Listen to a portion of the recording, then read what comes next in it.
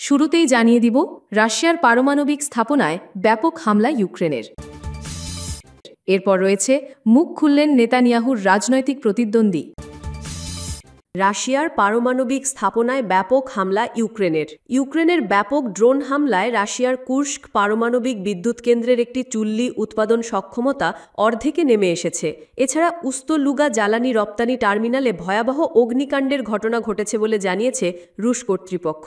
রাশিয়ার প্রতিরক্ষা মন্ত্রণালয় জানিয়েছে রোববার অন্তত ৯৫টি ইউক্রেনীয় ড্রোন বিভিন্ন অঞ্চলে ভূপাতিত করা হয়। এই দিনটিকে স্বাধীনতা দিবস হিসেবে পালন করে ইউক্রেন। ১৯৯১ সালের এই দিনেই সোভিয়েত ইউনিয়ন থেকে আলাদা হয়েছিল দেশটি। ইউক্রেন সীমান্ত থেকে মাত্র ৬০ কিলোমিটার দূরের কুর্স্ক পারমাণবিক বিদ্যুৎ কেন্দ্র জানিয়েছে মধ্যরাতের পরপরই একটি ড্রোন ভূপাতিত হলে সেটি বিস্ফোরিত হয়ে একটি সহায়ক ট্রান্সফরমার ক্ষতিগ্রস্ত করে।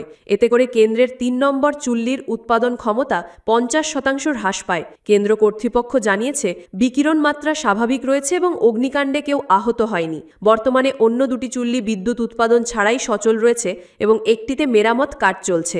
আন্তর্জাতিক আণবিক শক্তি সংস্থা জানিয়েছে সামরিক কারণে ট্রান্সফরমারে আগুন লাগার খবর তারা জেনেছে। সংস্থাটি জোর দিয়ে বলেছে যে কোনো অবস্থায় পারমাণবিক স্থাপনাগুলোকে সুরক্ষিত রাখা জরুরি। এদিকে ফিনল্যান্ড উপসাগরের তীরে রাশিয়ার লেনিনগ্রাড অঞ্চলে উস্তলুগা বন্দর এলাকায় অন্তত ১০টি ইউক্রেনীয় ড্রোন ভূপাতিত হয়। ধ্বংসাবশেষ পড়ে সেখানে নোভাটেক পরিচালিত টার্মিনালে আগুন ধরে যায়। এটি বাল্টিক সাগর উপকূলের একটি বৃহৎ জ্বালানি রপ্তানি ও প্রক্রিয়াজাতকরণ কমপ্লেক্স। রুশ টেলিগ্রাম চ্যানেলগুলোতে ছড়িয়ে পড়া ভিডিওতে দেখা যায় একটি ড্রোন সরাসরি জ্বালানি টার্মিনালে আঘাত হানছে।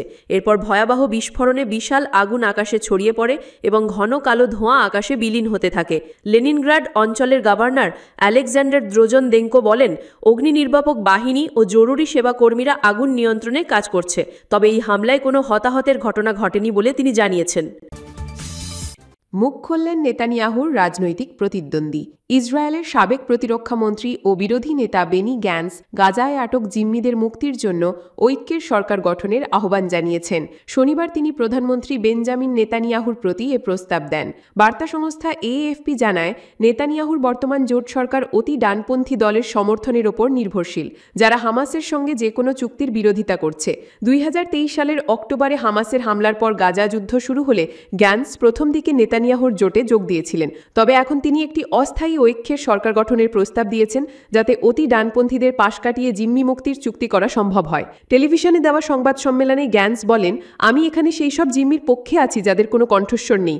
আমি এখানে সেই সব সৈনিকের জন্য আছি যাদের কথা এই সরকার শোনে না। আমাদের রাষ্ট্রের প্রথম কর্তব্য হল ইহুদি ও সব নাগরিকের জীবন রক্ষা করা। তিনি বিরোধী নেতাদের মধ্যে ইয়ার লাপিদ ও আভিগদোর লিবারম্যানকে তার প্রস্তাব বিবেচনা করার আহ্বান জানান, যদিও তারা আগে নেতানিয়াহুর নেতৃত্বাধীন সরকারে যোগদান করতে অস্বীকৃতি জানিয়েছিলেন। এদিকে ধর্মীয় শিক্ষার্থীদের সেনাবাহিনীতে ভর্তি বাধ্যতামূলক করার আইন নিয়ে দ্বন্দ্বে অতি গোড়া ইহুদি দলগুলোর সমর্থন ঝুঁকির মুখে। ফলে সংসদের গ্রীষ্মকালীন ছুটি শেষে নেতানিয়াহুর জোট সরকার ভেঙে পড়ার সম্ভাবনাও দেখা দিয়েছে।